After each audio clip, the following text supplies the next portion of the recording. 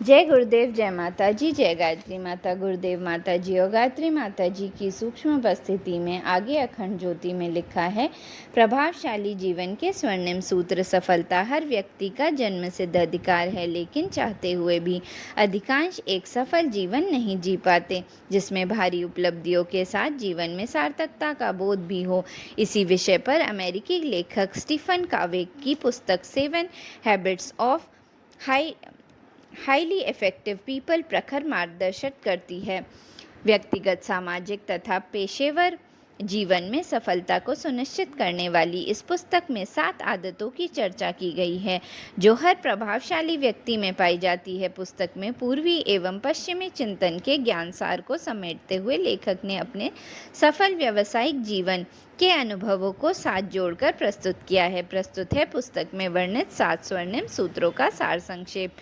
पहले चरण की आदत है बी प्रोएक्टिव, अर्थात अपने कर्मों की जिम्मेदारी लें और अपने समय व ऊर्जा को उन क्षेत्रों में केंद्रित करें जो आपके प्रभाव क्षेत्र में आती हों।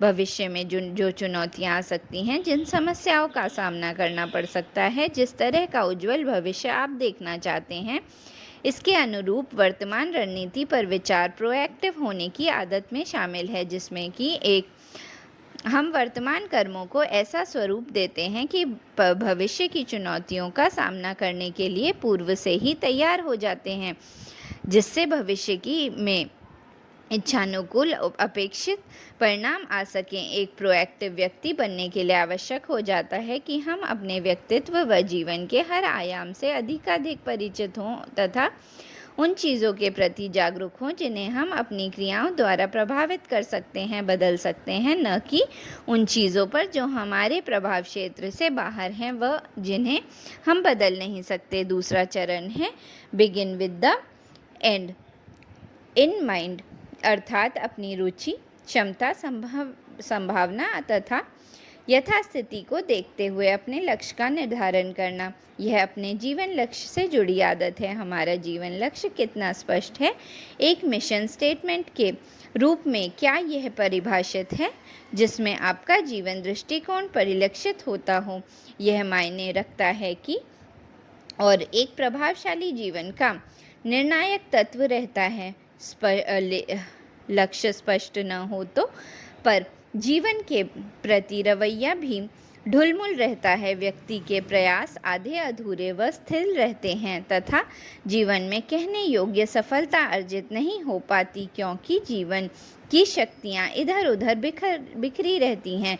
इसी आधार पर आप अपने जीवन की नैया के खेवनहार की भूमिका में आ जाते हैं। अपने जीवन की पटकथा के लेखक की भूमिका में स्वयं को खड़ा पाते हैं। आप अपने भाग्य विधाता स्वयं बनते हैं।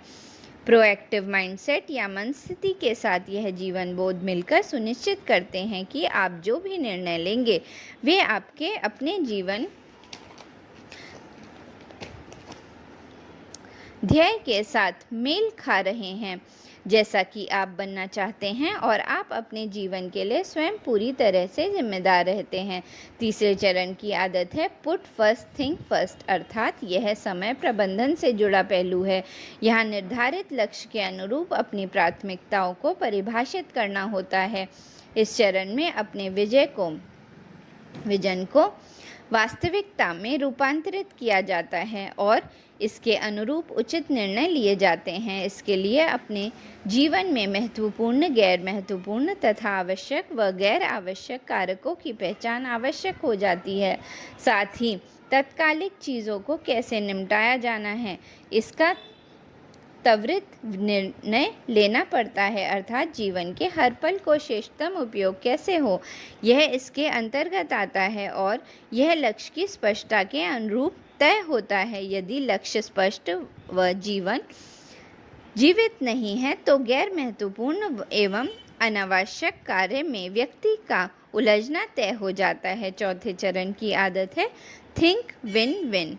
यह सोचने का स्वस्थ व संतुलित तरीका है जो सकारात्मक व सृजनात्मक सोच को परिलक्षित करता है। पिछले 3 चरणों के आधार पर व्यक्ति में वह विश्वास व साहस आ जाता है कि वह थिंक विन विन की मनस्थिति को धारण कर सके।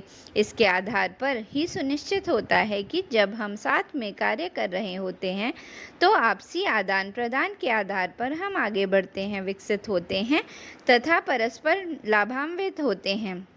यह मिलजुल कर टीम वर्क के रूप में कार्य को संभव बनाता है तथा थिंक विन लूज या लूज विन की नकारात्मक स्थिति व इसके दुष्परिणामों से बचाता है। 5वें चरण की आदत है seek first to understand then to be understood. यह हमारे वाणी व्यवहार से जुड़ा भावात्मक पहलू है। इसके अंतर्गत किसी व्यक्ति को उसके बौद्धिक एवं भावात्मक स्तर पर जानने के लिए हम संवेदी श्रवण का सहारा लेते हैं। इसे स्टीफन कॉवे एम्पैथिक लिसनिंग कहते हैं। वो सर्वोच्च स्तर का श्रवण कौशल है जो जिम्मेदारी तथा संवेदनाशील के भाव को विकसित करता है। इसी आधार पर आवश्यकता पड़ने पर ईमानदार एवं सटीक परामर्श देना संभव होता है। स्टीफन कावे के अनुसार इसका अभ्यास व्यक्ति में के इमोशनल बैंक अकाउंट को समृद्ध करता है। इसके आधार पर व्यक्ति अधिक भावप्रणव बनता है और उसके व्यक्तित्व की विश्वसनीयता एवं प्रामाणिकता में इजाफा होता है जो सामूहिक एवं सामाजिक स्तर पर सफल जीवन का एक निर्णायक आधार रहता है। 6ठे चरण की आदत है सेनर्जाइजर